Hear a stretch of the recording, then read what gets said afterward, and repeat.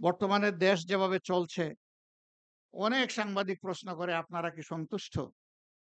আমরা বলি 50-50। দেশের সরকার হয়তোবা চেষ্টা করছে।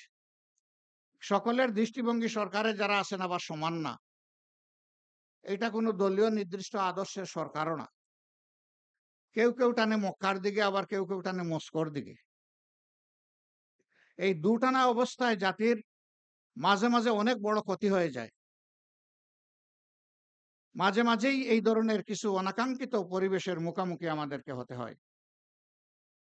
নারী অধিকার সংস্কারের নামে সম্প্রতি একটি রিপোর্ট জমা হয়েছে। সেই রিপোর্টের বেশ কিছু জায়গায় কোরআন এবং সুন্নাহর সম্পূর্ণ খেলাফ কিছু সুপারিশমালা পেশ করা হয়েছে। আমাদের প্রথম কথা হচ্ছে যে এই কয়জন এই সুপারিশ পেশ করেছেন, তারা এই দেশে ৯.৫ কোটি মায়ের প্রতিনিধিত্ব করেন না। তারা সমাজকে যে জায়গায় নিয়ে যেতে চান, এগুলা বলতেও কিছু জায়গায় আমার লজ্জা করে, এই জন্য আমি বলছি না। আমরা সেই জায়গায় তাদেরকে নিতে দিব না ইনশাআল্লাহ। এদেশের মানুষের একটা সংস্কৃতি, একটা তাহজিব, একটা তামাদ্দুন আছে। তার বিরুদ্ধে আঘাত দিলেই সমাজের পুরা শৃঙ্খলা তছনছ হয়ে যাবে। এটা আমরা মানব না। এটা আমরা মানতে পারি না। আমরা মাননীয় প্রধান উপদেষ্টাকে অনুরোধ করব, আপনি দেশে ফিরে বিলম্ব না করে আগেই কাজটাই বাতিল করেন। আর যদি এরকম কোনো কমিশন করতে হয়, তাহলে সকল শ্রেণী, পেশা, দল এবং আদর্শ থেকে মানুষকে নিতে হবে। সেখানে ইমানদার মহিলাদেরও প্রতিনিধিত্ব নিশ্চিত করতে হবে, যারা কোরআন হাদিসের পর্যাপ্ত জ্ঞান রাখেন। তারপরে দেখা যাবে কি আসে, তখন আমরা বিবেচনা করব, এর আগে নয়। সম্মানিত ভাইয়েরা, দ্রব্যমূল্য রমজানে কিছু সহনীয় ছিল, মানুষ কিছুটা আশ্বস্ত হয়েছিল। ধীরে এখন আবার উত্তপ্ত হচ্ছে। আমরা সরকারকে বলবো সেই দিকে নজর দেন। সমাজের শৃঙ্খলা বিনষ্টের যারা কারণ, তাদেরকে পাকড়াও করুন। যারা ১৫.৫ বছর এবং শেষ প্রান্তে এসে জুলাই আগস্টে গণহত্যা সংগঠিত করেছে, তাদের কাউকে আইনের বাইরে রাখবেন না। তাদের বিচার নিশ্চিত করুন। এই বিগত সরকার যে জঞ্জাল ১৫.৫ বছরে সৃষ্টি করেছে, তার পর্যাপ্ত ন্যায়ানুগ সংস্কার সাধন করুন। কালো টাকা এবং পেশি শক্তির থেকে বের হয়ে আসার জন্য সমস্ত মানুষের ভোট এবং সঠিক প্রতিনিধিত্ব সংসদে নিশ্চিত করার জন্য পিআর সিস্টেমের ভোট নিশ্চিত করতে হবে। আমরা শুনতে পাচ্ছি সংসদ ২ কক্ষ বিশিষ্ট করার প্রস্তাব দেওয়া হচ্ছে, নিম্নকক্ষ, উচ্চকক্ষ। মূল কর্তৃত্ব থাকবে নিম্নকক্ষের হাতে। সেইটা হবে বর্তমান পদ্ধতিতে, আর উচ্চকক্ষের প্রস্তাবনা করা হয়েছে পিআর সিস্টেমে। উচ্চকক্ষ যদি পিআর সিস্টেমে প্রয়োজন হয়, তাইলে নিম্নকক্ষ নয় কেন? একই দেশে ২ পদ্ধতির প্রয়োজনটা কি? দুনিয়ার ৬২টা দেশ তারা পিআর সিস্টেমে নির্বাচন করে। সম্প্রতি ইউরোপ সফর করে আসলাম। সেই ইউরোপের ২৬টা দেশের মধ্যে ১৬টা দেশ পিআর সিস্টেমে নির্বাচন করে। তারা যদি তার সুফল যুগ ধরে পেয়ে থাকে, এই সুফল থেকে আমরা জাতিকে বঞ্চিত করার আমরা কে? সুতরাং এই অধিকার জাতিকে জাতির হাতে তুলে দিতে হবে। এইটা যারা মানবেন না, মনে করতে হবে তারা হলো বিচার মানি তাল গাছটা আমার। আমরা বলবো বিচার মানুন, রায়ে তাল গাছ যার, তার হাতে চলে যাবে। এবং সেই বিচারটা হতে হবে ন্যায় বিচার। সম্মানিত ভাইরা, বর্তমান একটা নির্বাচন কমিশন হয়েছে। তারা বলেছেন ইতিহাসের সবচেয়ে ভালো নির্বাচন নাকি তারা উপহার দিবেন। আমরা তাদের একটু অ্যাসিড টেস্ট দেখতে চাই। তারা জাতীয় সংসদের নির্বাচন, যেটা দিয়ে দেশ শাসন হবে ৫ বছরের জন্য জনগণের ম্যান্ডেট নিয়ে, সেই নির্বাচনের আগে তারা জনগণ এখন সাফার করছে স্থানীয় সরকারের বিভিন্ন জায়গায় প্রতিনিধি না থাকার কারণে। স্থানীয় সরকার নির্বাচনটা দিন, আমরা দেখি আপনাদের সদিচ্ছা এবং সক্ষমতা কতটুকু। এটার প্রমাণ আপনারা পেশ করুন। যদি এতে জনগণ সন্তুষ্ট হয়, জনগণের পরবর্তী খেদমতের জন্য জনগণ আপনাদেরকে পূর্ণ সহযোগিতা দেবে।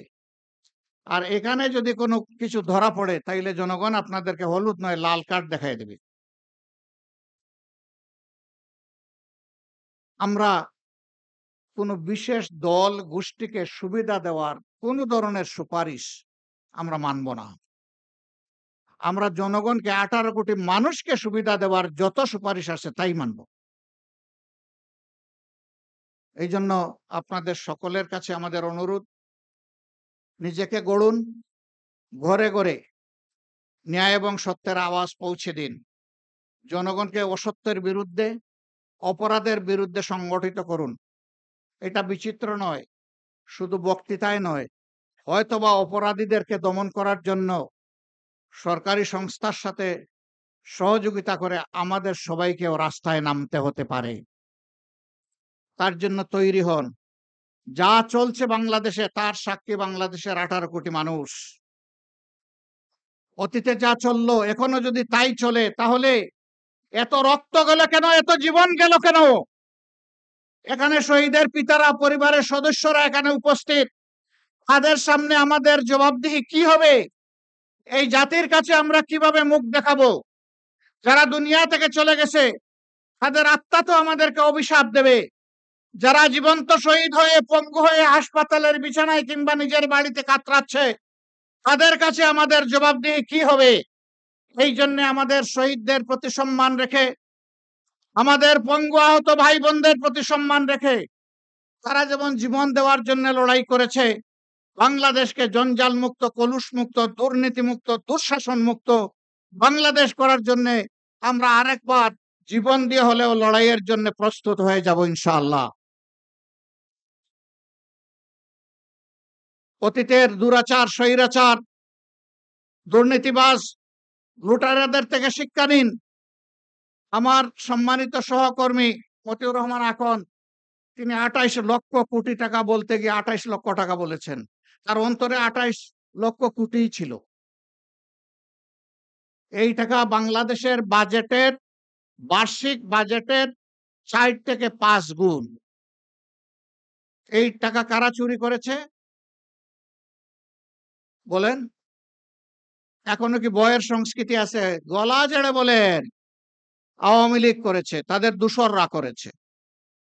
এবং তাদের সাথে তাল মিলিয়ে প্রশাসনের বিভিন্ন জায়গায় যে সমস্ত জালিমরা ছিল তারাও করেছে। জনগণের এই সম্পদ দেশে ফিরিয়ে এনে জনগণের তহবিলে যোগ করতে হবে। আমরা চাই তা ফেরত আনা হোক। আমরা ইউরোপিয়ান ইউনিয়নে সেখানে দেশগুলোকে, অথরিটিগুলোকে বলেছি আমাদের টাকা আমাদেরকে ফিরিয়ে দিতে আপনারা সাহায্য করুন। কিছু দুর্বৃত্ত এই টাকা নিয়ে পালিয়ে এসে আপনাদের শেষে আশ্রয় নিয়েছে, ওদেরকেও আমাদের হাতে সমর্পণ করুন। ওদের চুরি করা টাকাও আমাদের হাতে সমর্পণ করুন। সম্মানিত ভাইয়েরা, জুমার দিন আমি আর কথা বাড়াচ্ছি না। আল্লাহ তাআলার কাছে আসুন, আমরা সবাই প্রার্থনা করি। আর অতীতের পচাগোলা রাজনীতিতে নয়, বরঞ্চ নূতন রাজনীতির উত্থান হোক।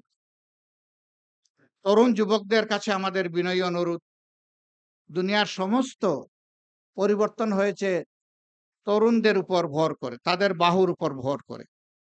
এমনকি জুলাই আগস্ট বিপ্লব হয়েছে এই দেশে তাদেরই নেতৃত্বে। তোমরা যে আশা আকাঙ্ক্ষা স্বপ্ন নিয়ে জীবন দেওয়ার জন্য রাস্তায় নেমে এসেছিলে, তোমাদের বহু সাথী চলে গেছে, আল্লাহ তোমাদেরকে বাঁচিয়ে রেখেছে। তোমরা এই লড়াই থেকে বিশ্রাম নিও না যতদিন পর্যন্ত তোমাদের ন্যায্য দাবিগুলা প্রতিষ্ঠিত না হবে। আল্লাহ রসুল সাল্লাল্লাহু আলাইহি সাল্লাম মানবতার দিনও প্রতিষ্ঠিত করেছেন এই যুবকদেরকে সাথে নিয়ে। বাংলাদেশ যুবকেরা, তোমরাও জেগে উঠো, কল্যাণের বিধান কোরআনকে অন্তরে ধারণ করো, আল্লাহর শক্তিতে বলিয়ান হয়ে অসত্যের বিরুদ্ধে রুখে দাঁড়াও। তোমরা হবে আমাদের আগামীর নেতা, আমরা ইনশাআল্লাহ হব তোমাদের সহকর্মী। এমন একটি বাংলাদেশ গড়ে তোমাদের হাতে আমরা উপহার দিয়ে তোমাদেরকেই দেশ এবং জাতির খেদমতের সুযোগ করে দিতে চাই। এগিয়ে আসো, এগিয়ে আসো আল্লাহর দিকে, এগিয়ে আসো সত্য বিধানের দিকে, এগিয়ে আসো ন্যায় এবং ইনসাফের দিকে, এগিয়ে আসো দল ধর্ম নির্বিশেষে সমস্ত মানুষের অধিকার প্রতিষ্ঠার দিকে। আল্লাহ রাব্বুল আলামিন আমাদের সবাইকে সেই তৌফিক দান করুন।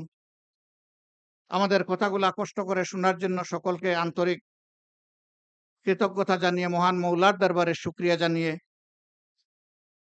যে সমস্ত বন্ধু সংগঠনের ভাইয়েরা আমাদের সাথে এসে সংহতি প্রকাশ করেছেন তাদের প্রতিও কৃতজ্ঞতা জানিয়ে আমার বক্তব্য এখানেই শেষ করছি। আল্লাহ হাফিজ। বাংলাদেশ জিন্দাবাদ। বাংলাদেশ জামাতে ইসলামী জিন্দাবাদ। আসসালামু আলাইকুম ওয়া রাহমাতুল্লাহ।